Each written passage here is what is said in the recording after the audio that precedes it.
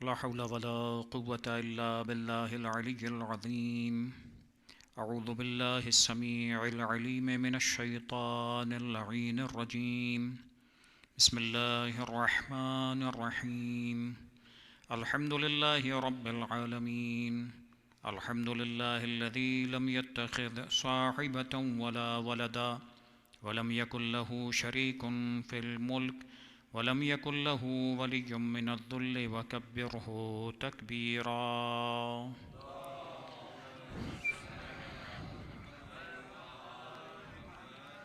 هو الله الذي لا إله إلا هو الملك القدوس السلام المؤمن المهيمن العزيز الجبار المتكبر سبحان الله عما يشركون. هو الله الخالق البارئ المصور له الأسماء الحسنى يسبح له ما في السماوات والأرض وهو العزيز الحكيم. والصلاة والسلام على أشرف الأنبياء والمرسلين سيدنا ونبينا ومولانا أبي القاسم محمد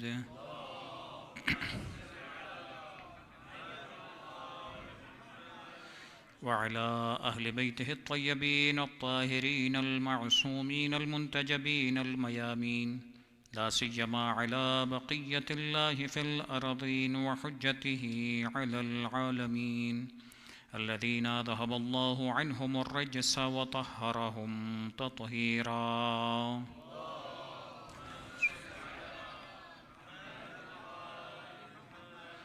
واللعنة الدائمة على أعدائهم أجمعين من يوم ظلمهم وعداوتهم إلى يوم الدين. أما بعد، فقد قال الله تبارك وتعالى في القرآن الحكيم: بسم الله الرحمن الرحيم. إن هذا القرآن يهدي للتي هي أقوم ويبشر المؤمنين الذين يعملون الصالحات أن لهم أجرا كبيرا.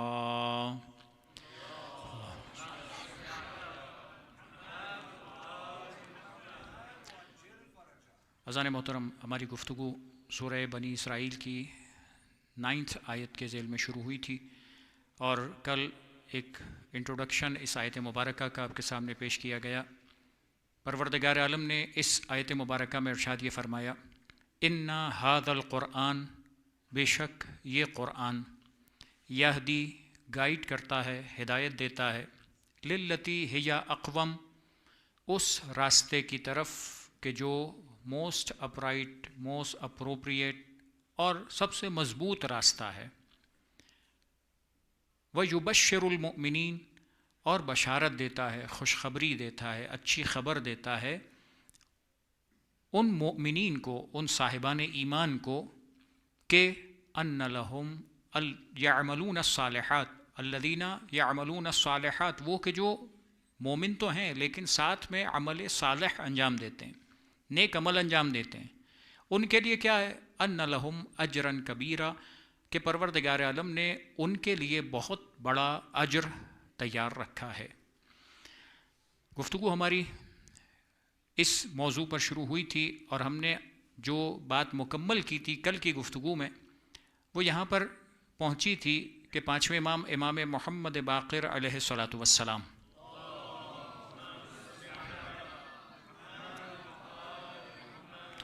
کے سامنے ایک شخص آیا اور سوال کیا کہ انا نسمی باسمائکم واسماء آبائکم، مولا ہم، میری جان آپ پر فدا، ہم آپ کے ناموں پر اپنے بچوں کے نام رکھتے ہیں، آپ کے آبا و اجداد کے ناموں پر اپنے بچوں کے نام رکھتے ہیں، فینفعنا ذالک، کیا اس کا کوئی فائدہ ہے ہم کو؟ مولا نے فرمایا بالکل، اللہ کی قسم بالکل فائدہ ہے اس کا۔ اور پھر یہ جملہ ارشاد فرمایا: ھل الدین الا الحب، کیا دین محبت کے علاوہ کچھ اور ہے؟ یہ جو تم کام کر رہے ہو کہ اپنے پیارے سے بچوں کے نام ہمارے ناموں پر رکھتے ہو، تو یہ تمہاری محبت ہی کی تو دلیل ہے۔ تم محبت کرتے ہو ہم سے، تب اپنے بچوں کے نام ہمارے ناموں پہ رکھتے ہو، ہمارے آبا و اجداد کے ناموں پہ رکھتے ہو۔ اور میں یہ جملہ آپ کے سامنے یقیناً آپ نے سنا ہوگا، لیکن ایک ذہنوں کو تازہ کرنے کے لیے، کہ خود سید الشہداء امام حسین علیہ الصلاۃ والسلام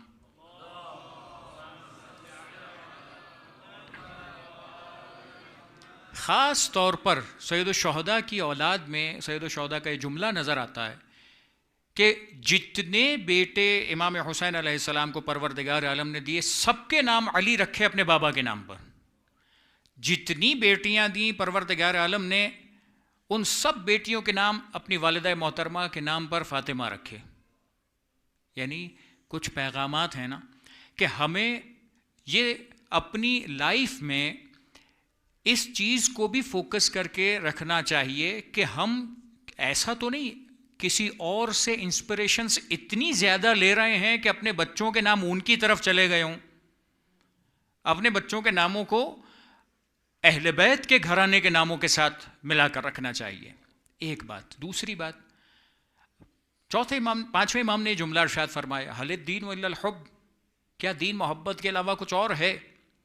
تو یہ محبت کا اظہار. پانچویں امام کا ایک اور جملہ میں نے ذکر کیا تھا، الدین هو الحب، دین ہے ہی محبت. یعنی اگر میں ایکویشن بناؤں تو ایکویشن یہی بنے گا، love is equals to religion, religion is equals to love. یعنی اس دین کو سمجھنے کے لیے، اس راستے کو سمجھنے کے لیے، اس قرآن کو سمجھنے کے لیے در آل محمد سے جو بات سمجھ میں آ رہی ہے وہ یہ کہ دین محبت اور لو کا نام ہے، کسی زبردستی کا نام نہیں ہے. تلوار کے زور پر کسی کو مار دھاڑ کرنے کا نام نہیں ہے. دین لو کا نام ہے. اچھا یہ لو کیسے ظاہر ہوتا ہے؟ کیا اس کے اندر اور چیزیں داخل ہوتی ہیں؟ وہ میں آپ کے سامنے عرض کرتا ہوں. صلوات پڑھیے محمد و آل محمد.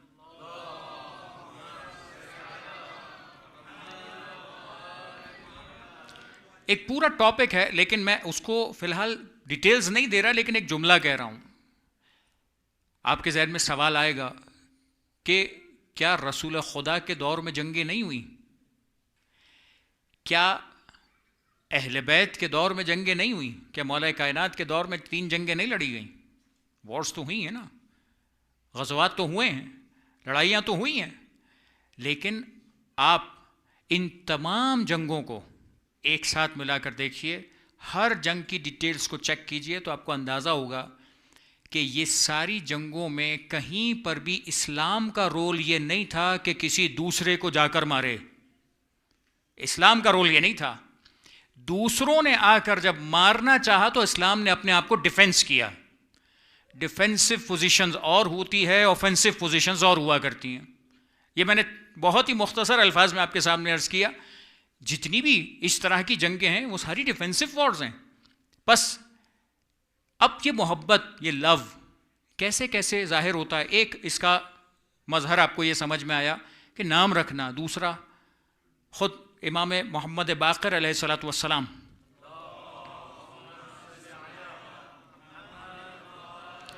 ایک اور حدیث مبارکہ ذکر کرتا ہوں. ایک شخص آیا، 5ویں یا 6ٹھے امام کا دور تھا.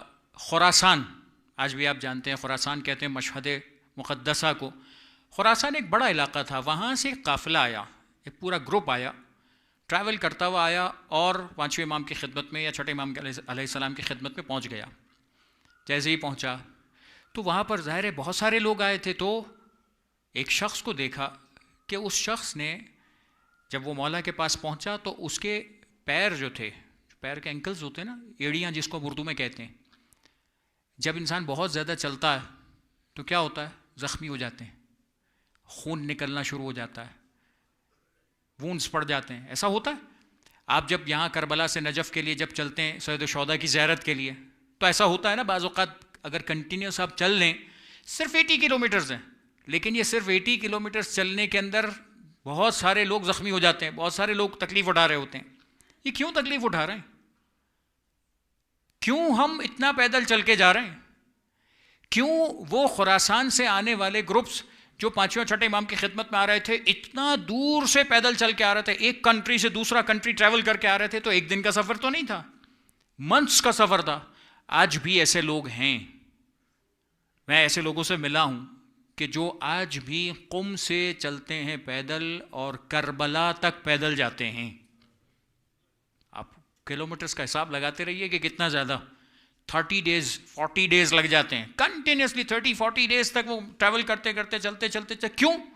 اس لیے کہ سید الشہداء کی محبت میں چلنے کا ثواب ہے. اس لیے کہ سید الشہداء کی محبت میں ان کی زیارت کے لیے چلنے پر اجر پروردگار دیتا ہے. ایک قدم اٹھاتے ہیں پروردگار حج کا ثواب دے دیتا ہے. ایک قدم اٹھتا ہے پروردگار عمرے کا ثواب عطا کر دیتا ہے. بس یہ جو ثواب ہے نا، پروردگار عالم نے ان تمام اجر کو، ان تمام ریوارڈز کو رکھا کہ دیکھو اگر چل کر آؤ گے خلوص کے ساتھ تم نے یہ نیکی کی تو تم یہ نہ سمجھنا کہ تم فقط چل رہے ہو، تم ایک قدم اٹھا رہے ہو، خدا کے نزدیک تم حج بھی کر رہے ہو، عمرہ بھی انجام دے رہے ہو. بس خدا اس لو کو قبول کرتا ہے. اس بندے نے جب یہ دیکھا کہ یہ مولا کے پاس پہنچا تو مولا نے سوال کیا، دیکھا بیچارے کے پیر بالکل زخمی تھے، خون نکل رہا تھا جیسے ایڑیاں پھٹ جاتی ہیں. کیا ہوا؟ کہا مولا کچھ نہیں، بس بہت دور سے آ رہا ہوں اس لیے پھٹ گیا. یہ نہیں کہا، سامنے سے مولا کے سامنے احسان نہیں جتلایا. کوئی ایسی بات نہیں کہ مولا آپ کی محبت میں آ رہا ہوں، آپ کی محبت میں اتنا سارا محنت کیا ہے میں نے. نہیں، محبت کے اندر انسان جتلاتا نہیں ہے. محبت نام ہی اسی چیز کا ہے کہ جو سامنے والے کی محبت میں انسان کام کرتا ہے، اپنے کام کو کم سمجھتا ہے، سامنے والی کی رسپیکٹ کو اور زیادہ بڑھا دیتا. بس اس کو کہتے ہیں لو. کہ جیسے اس مولا نے کہا کہ مولا بہت دور سے آ رہا ہوں اس لیے. کہ مولا اتنا ہے، یہاں تک جو میں پہنچا ہوں نا، جتنا میں نے تکلیف اٹھائی، کبھی کھانا تھا کبھی کھانا نہیں تھا، کبھی دن کی گرمی کبھی رات کبھی ٹھنڈک کبھی کچھ، مولا یہاں تک جو پہنچا ہوں صرف جو مجھے یہاں لے کر آیا ہے نا، وہ کیا لے کر آیا؟ ایک جملہ کا کہ مولا یہ آپ کی محبت ہے، اہل بیت کی محبت ہے جو مجھے وہاں سے اٹھا کر کھینچ کر یہاں تک لائی ہے. ون ورڈ، صرف محبت کی وجہ سے آیا ہوں بس. اللہ صلی علی محمد محمد. ایک مرتبہ پھر بابا سے بولیں صلوات پڑھیں محمد وعلی محمد. اللہم صلی علی محمد محمد وعجل فرجہ. اب مولا آپ کی محبت لے کر آئیے. اچھا. مولا نے جب یہ جملہ سنا، اب جملہ کیا فرمایا؟ جواب کیا ہے؟ کہ ابشر، میں تجھے خوشخبری دیتا ہوں. قرآن مجید کی آیت میں بھی تھا نا، پروردگار خوشخبری دیتا. مولا خوشخبری دے رہے ہیں. مولا ہی تو خوشخبری دے سکتے ہیں جن کے سینوں میں پورے قرآن کا علم ہے. اور کون خوشخبری دے گا؟ اور کوئی دے بھی دے تو وہ کام کی نہیں ہے، مولا دیں گے تو کام کی ہے. مولا نے کہا خوشخبری دیتا ہوں. کیا خوشخبری؟ کہ جب تو قیامت کے میدان میں آئے گا نا، تو جب قیامت کے میدان تجھے لایا جائے گا تو ہمارے ساتھ محشور کیا جائے گا. یعنی تو جب آئے گا تو صرف اکیلا نہیں آئے گا، ہمارے یعنی ائمہ اہل بیت کے ساتھ تجھے قیامت میں لایا جائے گا. کہ مولا واقعاً ایسا ہی آپ نے جو فرمایا ایسا ہی ہے کہ ہمیں یعنی آپ کی محبت میں اتنا سا کام کیا تو کیا اتنا بڑا اجر خدا دے گا کہ قیامت میں حشر کے میدان میں جب قیامت میں لایا جائے گا تو آپ کے ساتھ لایا جائے گا؟ بالکل یہ لایا جائے گا. پھر مولا نے وہی جملہ فرمایا، حل الدین الا الحب. دین نام کس چیز کا ہے؟ دین ہے ہی محبت کا نام. تم نے اپنی محبت کا اظہار کیا، ہم نے اس محبت کے اظہار کو قبول کر لیا. بس یہ جو محبت ہے یہ تمہیں لے جائے گی کہاں تک؟ قیامت کے میدان میں آل محمد کے گھرانے کے ساتھ ملحق کر دے گی. صلوات پڑھیے محمد وآل محمد.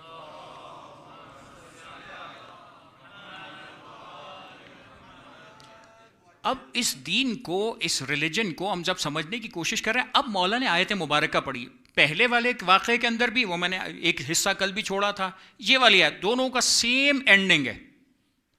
آیت مبارکہ پڑھی. اب آیت مبارکہ پروردگار عالم کی طرف سے پیغام کیا؟ مولا نے یہ جملہ پڑھا، قل ان کنتم تحبون اللہ فاتبعونی یحببکم اللہ. قرآن مجید کیا کہہ رہا ہے؟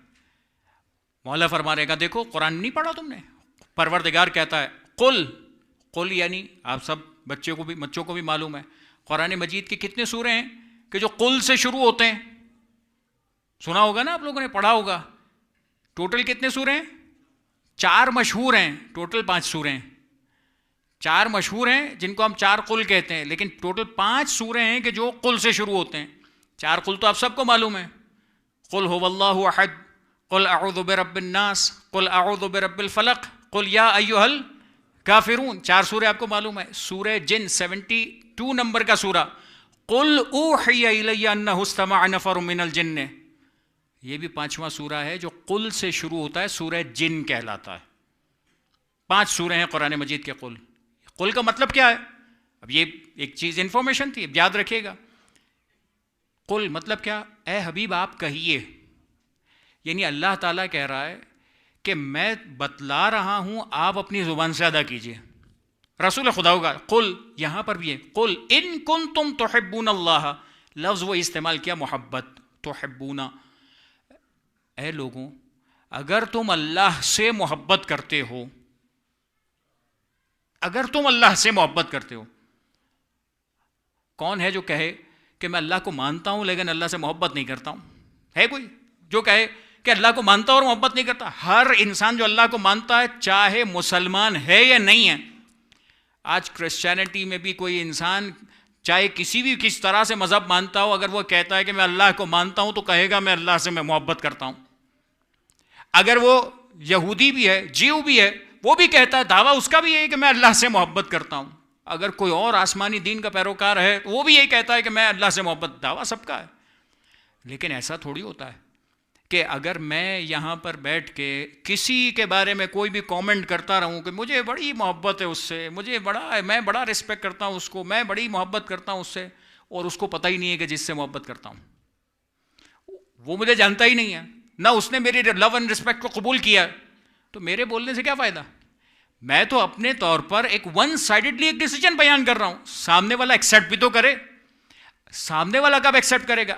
ہر انسان کہہ رہا ہے اللہ سے ہمیں محبت، پروردگار کہہ رہا ہے دیکھو محبت قبول کب ہوتی ہے اور کیسے ہوتی ہے. قل اے حبیب کہیے ان کنتم تحبون اللہ فاتبعونی، جو بھی محبت خدا کا دعوے دار ہے، جو بھی اللہ سے محبت کرنا چاہتا ہے، اس سے کہہ دو کہ وہ تمہاری اتباع کرے، تمہیں فالو کرے. کس کو فالو کرے؟ رسول خدا حضرت محمد مصطفیٰ صلی اللہ علیہ وآلہ وسلم.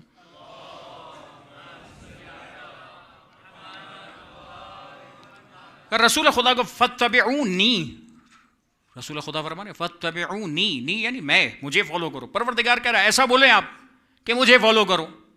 اچھا اگر رسول کو فالو کیا تو کیا ہوگا؟ رسول کو اگر فالو کیا، پروردگار یہیں اسی آیت میں کمپلیشن سے پہلے یہ ریوارڈ دیتا، یحببکم اللہ. تم نے کہا ہم اللہ سے محبت کرتے ہیں، اور اگر تم نے رسول خدا کو فالو کیا تو خدا ریوارڈ دے گا. کیا؟ یحببکم اللہ، اللہ بھی تم سے محبت کرے گا. اب یہ بات سمجھ میں آ گئی. اور ہم ابھی قرآن سے ہٹے نہیں ہیں، قرآن مجید خود گواہی دے رہا ہے. پانچویں امام نے سکھایا کہ دیکھو محبت کیسے ہوتی ہے. محبت ایسے ہوتی ہے کہ اگر تم ایک کام کر رہے ہو اور رسول خدا کو فالو کر رہے ہو، تو اگر رسول خدا کو فالو کیا تو اللہ تم سے محبت کرے گا. اچھا صرف محبت کرے گا؟ ہم محبت کرتے ہیں تو کیا کرتے ہیں؟ میں نے 2 ایگزامپلس دی ہیں آپ کے سامنے. اور کیا کرتے ہیں؟ اور ہم ابھی جو یہاں بیٹھے ہیں، کل بھی میں نے ذکر کیا کہ ساری دنیا اپنے ایئر کے سٹارٹ میں خوشیاں منا رہی ہوتی ہیں، ہم سارے کنڈولنسز کے پروگرامز کیوں کر رہے ہوتے ہیں؟ کیوں کالے کپڑے پہن کے علم سجا کر ہم عزاداری کر رہے ہوتے ہیں؟ یہ محبت ہی کا تو اظہار ہے، یہ اسی رسپیکٹ اور محبت کا ہی تو اظہار ہے کہ ہم یہ سمجھتے ہیں، ہم ایک بات مانتے ہیں، ہم اس مظلومیت کو یاد کرتے ہیں کہ رسول خدا کے بیٹے کے غم کے ایام ہیں، اور اس غم کے لیے کی وجہ سے ہم اسی محبت کے اندر کالے کپڑے پہن کے آ جاتے ہیں، اپنے غم کو چھوڑ دیتے ہیں. ساری دنیا کے اندر ایسا نہیں ہوتا کہ اگر محرم سے 1 دن پہلے کسی کے گھر کا کوئی بندہ مر جائے، کیا سویم منایا جاتا ہے اس کا؟ کیا کوئی 10واں مناتا ہے؟ کیا کوئی 20واں 30واں 40واں بناتا ہے؟ کبھی کوئی اس کی بات ہوتی ہے کہ نہیں؟ کیا ہوتا ہے کہ اپنے مرحوم کو چھوڑ دو، ابھی فرزند رسول کا غم ہے. یہ ہے محبت.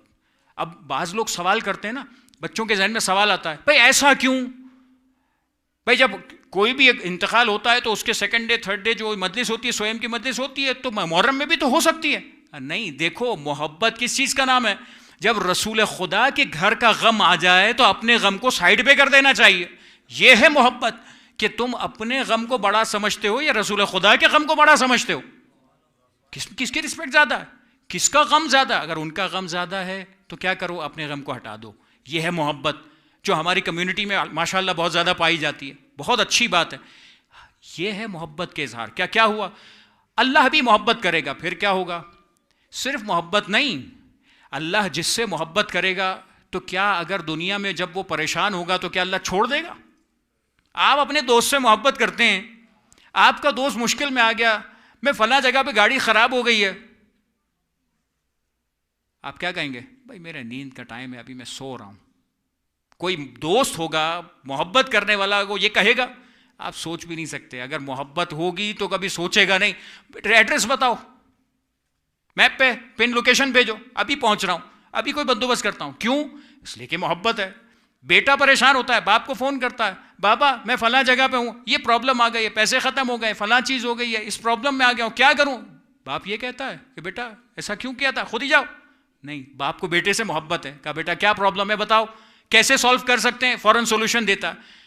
جب ایک دنیا کا انسان، ایک باپ اور بیٹا، ایک ماں اور اس کی اولاد، ایک دوست کے ساتھ جس کی اپنی طاقت بہت کم ہے، جس کی اپنی حیثیت بہت کم ہے، جس کے پاس ریسورسز بہت کم ہے، وہ اپنے پورے ریسورسز لگا کر اپنے محبوب کو مکمل طور پہ محفوظ بنانے کی کوشش کرتا ہے، اس کو ہمیشہ بچانے کی کوشش کرتا ہے.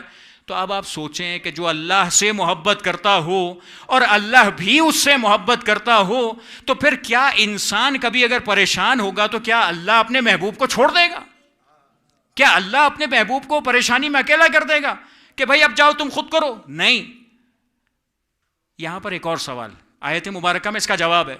بعض اوقات ذہنوں میں سوال آتا ہے، بچے پوچھتے ہیں یا نوجوانوں کے ذہن میں سوال، بھائی ہم تو اتنے گنہگار ہیں، ہم تو اتنے گڑبڑ کر کے بیٹھے ہیں، ہم نے تو فلاں کام بھی نہیں کیا تھا، ہم نے تو فلاں نماز بھی نہیں پڑھی، ابھی تو ہماری قضا نمازیں بھی باقی ہے، ہمارے فلاں کام بھی باقی ہے. کوئی بات نہیں، آپ کو یہ احساس ہونا چاہیے کہ میں نے کسی کی مخالفت کی ہے.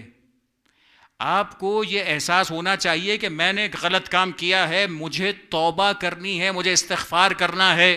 لیکن اس کا مطلب یہ نہیں ہے کہ میں اگر خدا کا نافرمان بندہ ہوں تو کیا خدا کا دروازہ چھوڑ کے کہیں اور چلا جاؤں گا؟ کیا کروں گا؟ محبت اسی در سے ہے، اور جب محبت اسی در سے ہے، محبت پروردگار عالم سے ہے، تو چاہے میری شارٹ کمنگز ہوں، چاہے میرے کوئی ایسے کام ہو کہ جس کی وجہ سے میں خدا سے دور ہو گیا ہوں، یہ تو میرا کام ہے، خدا کا کام یہ تھوڑی ہے.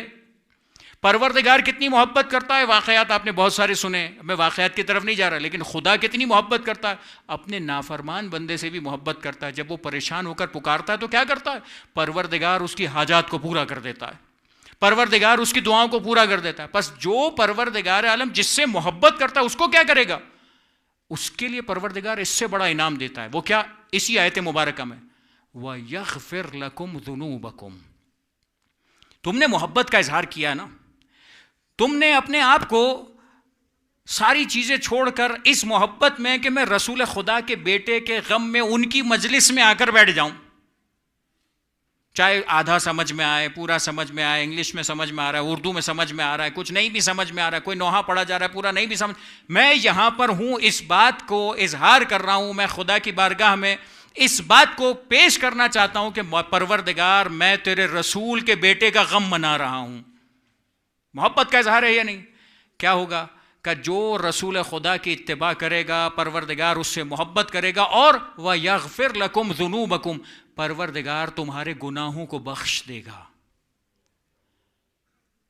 کتنا بڑا جملہ ہے. میں نے یہ جو جملہ کہا، یہ آیت مبارکہ آپ جا کر دیکھیے. اب یہ آیت مبارکہ کیا کہہ رہی ہے؟ یغفر لکم ذنوبکم، تمہارے گناہ بخش دے گا. اب میں ایک حدیث سے اس کو کنیکٹ کروں. آپ نے بہت ساری حدیثیں سن رکھی ہیں. من بکا علی الحسین علیہ السلام، جس نے امام حسین علیہ السلام کے غم میں آنسو بہایا، کیا عطا کرتا ہے خدا؟ بعض اوقات یہ جملہ ہے من بکا او ابکا او تباکا، جو روئے، رولائے، رونا نہیں آ رہا، رونے جیسی شکل بنا، اس بات کا اظہار کرے کہ مولا میرا دل زخمی ہے، مجھے احساس ہے کہ رسول خدا کے بیٹے کا غم منا رہا ہوں، آنسو نہیں آ رہے، کیا ہوگا؟ وجبت لہ الجنہ، پروردگار اس کے اوپر جنت کو واجب کر دیتا ہے.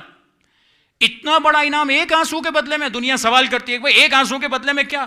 یہ آنسو نہیں ہے، یہ محبت کا اظہار ہے کہ پروردگار تیرے ولی کے غم میں جو میری آنکھ سے نکلتا ہوا آنسو ہے، یہ آنسو نہیں، محبت کا اشک ہے.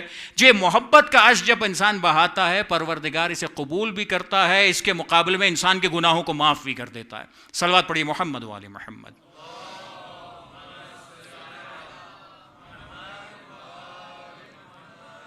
بات واضح ہو رہی ہے. یغفر لکم ذنوبکم واللہ غفور الرحیم، پروردگار بڑا بخشنے والا ہے، بڑا رحم کرنے والا ہے، بہت زیادہ انسان کے گناہوں کو فورگیونیس دینے والا ہے، بہت مرسیفل ہے، اس لیے کہ انسان کو خدا اپنے قریب لانا چاہتا ہے، بالکل اسی طریقے سے ہم کو بھی حکم دیا گیا. اب پوری حدیث کا میرے پاس ٹائم نہیں ہے، لیکن میں ایک جملہ کہہ رہا ہوں. چھٹے امام امام جعفر صادق علیہ الصلوۃ والسلام،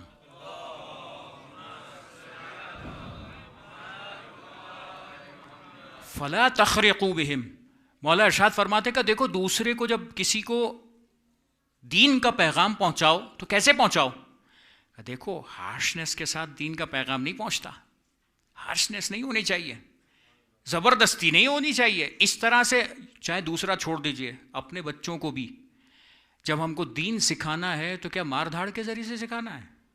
کیا ہم کو کوئی سزائیں دے دے کے سکھانا ہے؟ کس طرح سے سکھانا ہے؟ ہمیں اپنا دین پہنچانا ہے کس طریقے سے؟ اس طریقے سے پہنچائیے کہ جیسے رسول آل رسول نے دین کو پہنچایا تھا. کس طرح سے پہنچایا تھا؟ پورا جملہ ہے وہ انشاءاللہ کل پیش کروں گا. محبت کے ساتھ، اس کا کور پوائنٹ یہی ہے، محبت کے ساتھ. یہ غیروں کا طریقہ تھا، یہ دشمنان آل محمد کا طریقہ تھا کہ وہ اپنی بات جب پہنچاتے تھے تو کیا کرتے تھے؟ تلوار کے ساتھ پہنچاتے تھے، وہ ظلم کر کے پہنچاتے تھے، وہ دوسرے کی گردن اتار کر پہنچاتے تھے، وہ دوسروں کے گھرانے والوں کو پریشان کر کے پہنچاتے تھے. آل محمد کا طریقہ یہ نہیں ہے. آل محمد کا طریقہ ہے محبت کے ساتھ پہنچاتے ہیں دین. بس یہ محبت، پروردگار بھی محبت کرتا ہے، انسان سے بھی چاہتا ہے کہ تم محبت کرو. دین محبت کا نام ہے. بس یہ محبت، ابھی 1 یا 2 دن بعد مصائب کا تذکر آئے گا حضرت حور علیہ السلام کا، ہے نا؟ کون سی چیز ہے حضرت حور کو کھینچ کر لے آئی؟ محبت. یہ محبت ہی تو ہے جو کہاں لشکر یزید سے لے کر لشکر امام حسین علیہ السلام میں وہاں تک پہنچا دیا کہ سید الشہداء جملہ کہہ رہے انت حر کما سمت کا امک، تو ایسا حر اور آزاد ہے جیسے تیری ماں نے تیرا نام حر رکھا ہے. اتنی بڑی معراج پر پہنچا دیا، اتنا بڑا درجہ عطا کر دیا محبت کی وجہ سے. بس عزیزان گرامی، آج 2 محرم کی شب آ گئی. یہ 2 محرم کی شب، 2 محرم منسوب ہے کہ سید الشہداء جب سفر کر رہے تھے تو سفر کرتے کرتے ایک وہ وقت آیا کہ جب ایک زمین تک پہنچ گئے. جس زمین پر پہنچے تھے تو سید الشہداء کی سواری نے آگے بڑھنے سے انکار کیا. گھوڑا آگے نہیں بڑھتا. اب کیا ہو؟ کیا امام حسین علیہ السلام علم امامت سے نہیں جانتے تھے کہ کیا معاملہ ہے؟ یقیناً جانتے تھے. مدینہ میں سب کو بیان کر کے چلے تھے کہ ہم کربلا جا رہے ہیں. کہ امام حسین نہیں جانتے تھے؟ جانتے ہیں، لیکن کچھ پیغامات ہیں کہ جو ہمیں پہنچائے جا رہے ہیں، کچھ چیزیں ہیں جو سمجھائی جا رہی ہیں. کہ گھوڑا آگے نہیں بڑھا، دوسری سواری بدلی، کہ اس گھوڑے پر سوار ہوں. بعض روایتوں میں 6 یا 7 سواریاں بدلی، 6 یا 7 مرتبہ گھوڑے بدلے. کہ ایک مرتبہ جب سواری نہیں بڑھ رہی تھی تو ایک مرتبہ کہا کہ اے عباس، اس بستی والوں کو بلاؤ، یہاں جو رہتے ہیں نا لوگ، ان کو بلاؤ. لوگ آئے، سوال کیا ای موضع ھذا، یہ کون سا مقام ہے؟ کسی نے کہا یقال لها غاضریہ، اسے غاضریہ کہتے ہیں. کسی نے کہا یقال لها نینوا، اسے نینوا کہتے ہیں. ایک شخص نے بڑھ کر ایک جملہ کہا یقال لها کرب بلا، یقال لها کربلا، اس زمین کو کربلا بھی کہتے ہیں. بس ایک مرتبہ کربلا کا نام آیا، ایک مرتبہ مولا نے سواریوں کو روک دیا ہے. ابو الفضل العباس، ہم یہیں پر رکیں گے. اللہم انی اعوذ بکرب و بلا، میں کرب اور بلا سے، ھذا ارض کرب و بلا، میں پناہ چاہتا ہوں پروردگار عالم کی اس کرب اور بلا سے. یہ زمین زمین کرب اور بلا ہے، یہ آزمائش کی زمین ہے، یہ غم کی زمین ہے. کہ ایک مرتبہ اس زمین پر جب رکے نا، خیموں کو لگانے کی بات کی گئی. ایک مرتبہ خیمے لگنا شروع ہوئے، شہزادیاں ایک ایک کر کے خیمے میں جا رہی تھیں. ایک مرتبہ شہزادی زینب کبریٰ ایک خیمے میں تشریف لے گئیں جو ان کے لیے لگایا گیا تھا. ایک مرتبہ چھوٹی سی بچی شہزادی سکینہ شہزادی زینب کبریٰ کی گود میں ہے. ایک مرتبہ پیغام بھیجا بھیا کو بلایا جائے. امام کو بلایا گیا کہ ایک مرتبہ کہنے لگے بھیا جب سے اس زمین پر آئے ہیں یہاں کی خاک اس بچی کے بالوں میں اڑتی چلی جاتی ہے, ہمیں اس پریشانی کا عالم ہے. ایک مرتبہ خاک کو اٹھایا, سونگا, ایک جملہ کہا اے بھیا ہمیں تمہارے خون کی خوشبو آتی ہے, اس زمین میں کچھ عجیب سی کیفیت ہے. ایک مرتبہ کہنے لگے اے بہنا ہمیں قیامت تک اسی زمین پر رہنا ہے. ہاں ہونا محط رحالنا, ہاں ہونا تذبح اطفالنا, ہاں ہونا تسبح حریمنا. ارے یہی وہ تو زمین ہے جہاں ہمارے خیمے لگیں گے, یہیں پر ہمارا سامان اتارا جائے گا. ارے یہی تو ہمارے بچوں کے گلوں پر چھریاں چلائی جائیں گی, یہیں پر ہمارے گھر کی خواتین کو قیدی بنا کر لے جایا جائے گا. ایک مرتبہ یہ موقع تھا خیمے لگ گئے. ایک مرتبہ موقع یہ تھا کہ جب خیمے لگ گئے ایک مرتبہ بیبیاں پریشان ہیں, بیبیوں کے دل دہلے ہوئے ہیں. ایک مرتبہ شہزادی نے دیکھا مادا حسین علیہ السلام جب خیمے لگ رہے تھے ایک مرتبہ تنہائی کے عالم میں زمین پر بیٹھے ہیں اور ایک مرتبہ جملہ کہتے ہیں یا دہرو فن لک من خلیلی. ایک مرتبہ کہنے لگے اے زمانے تو بہت برا دوست ہے, تو کسی کو رہنے نہیں دیتا, تو ہر ایک کو زمانے سے گزار دیتا ہے. ایک مرتبہ شہزادی نے یہ اشعار سنے, ایک مرتبہ بھائی سے خطاب کیا اے بھیا حسین آپ کے اس جملوں سے ایسا لگتا ہے یہ جملے تو وہ ادا کرتا ہے, یہ جملے تو وہ کہتا ہے جسے یقین ہو کہ اب میری موت بہت قریب ہے. ایک مرتبہ کہنے لگے آقا اے بہنا اب ہمیں یہیں پر قیامت تک رہنا ہے, یہیں اسی زمین پر ہماری قبریں بنے گی. بس یہ ہے کربلا, یہ ہے کربلا. ایک مرتبہ وقت گزرا, شہزادیوں نے فریادیں بلند کی. یہاں پر جب زمین لینے کی بات آئی تھی ایک جملہ تاریخ نے لکھا کہ جب خیمے لگانے کی بات آ رہی تھی ایک مرتبہ کہا قریے والوں کو بلاؤ, ہم اس زمین کو خریدنا چاہتے ہیں. زمین کو خریدا گیا, 60,000 درہمز دیے گئے کہ ہم اس زمین کو خریدتے ہیں. کتنی بڑی زمین تھی, تقریباً 4 اسکوائر مائلز کی زمین تھی جو مولا نے خریدی. یہ ساری زمین جب خرید لی ایک مرتبہ ان بستی والوں کو بلایا گیا کہ ایک مرتبہ ہم تمہیں وصیت کرنا چاہتے ہیں, یہ زمین ہم نے تم سے خرید لی, اب یہ تمہیں ہبہ کی, اب یہ تمہیں تحفے میں دی, بس اتنا خیال رکھنا اس زمین پر جب ہماری قبریں بنیں گی یہاں پر کلٹیویشن نہ کرنا, یہاں زراعت نہ کرنا. اب جب کوئی پوچھتا ہوا آ جائے نا فرزند رسول کی قبر کہاں پر ہے, ہماری قبر کا نشان بتا دینا, جو ہمارا زائر آئے گا نا اسے 3 دن تک اپنا مہمان رکھنا. اور ایک وصیت اور کی کہ دیکھو جب 10 محرم کو ہمیں یہاں پر قتل کر دیا جائے گا, ہمیں شہید کر دیا جائے گا, تم یہاں پر آ کر اتنی مہربانی کرنا ہمارے لاشوں کو دفنا دینا. ایک مرتبہ مردوں نے وصیت سنی, جانے لگے کہ جاؤ تمہیں اجازت دی, جاؤ اپنی عورتوں کو بھیج دو. ان کی لیڈیز آئیں, ان عورتوں کو بلایا گیا اور کہنے لگے کہ اے مولا کہنے لگے کہ اے خواتین ہم اس زینب کبریٰ کے بھائی ہیں, ہم فاطمہ زہرا کے بیٹے ہیں. اپنا تعارف کروایا اور کہنے لگے کہ دیکھو اگر تمہارے یہ مرد تمہارے یہ جینٹس اگر ہمیں دفن نہ کریں نا ڈر کی وجہ سے تو تم پانی بھرنے کے بہانے آ جانا, ہماری قبروں پر مٹی ڈال کر دفنا دینا. عورتوں کو رخصت کیا, عورتیں چلی گئیں, جا رہی تھی تو کہا اپنے بچوں کو بھیج دو. بچوں کو بلایا کہ بچوں میں سکینہ کا بابا ہوں, میں علی اصغر کا بابا ہوں.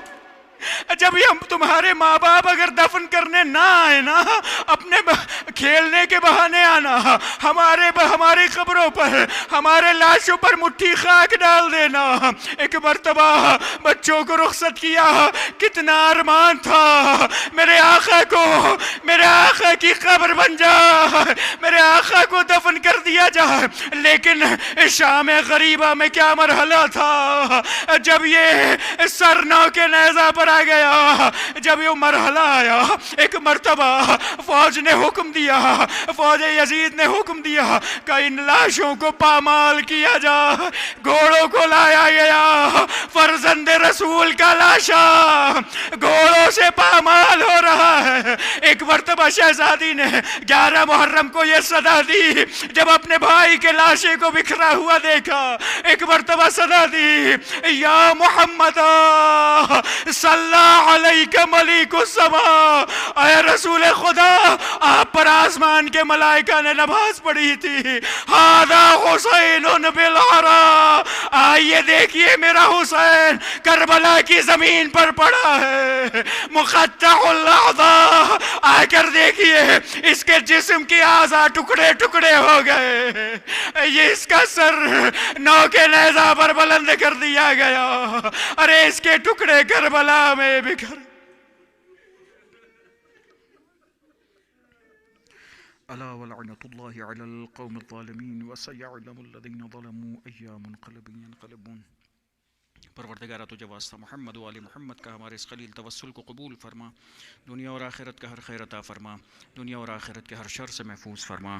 پروردگارہ تجھے واسطہ محمد و آل محمد کا تمام مومنین و مومنات کی جان مال عزت و آبرو کی حفاظت فرما، سب کے دعاؤں کو مستجاب فرما، سرکار حجت کے ظہور میں تعجیل فرما، ہم سب کو ان کے اعوان و انصار میں قرار فرما۔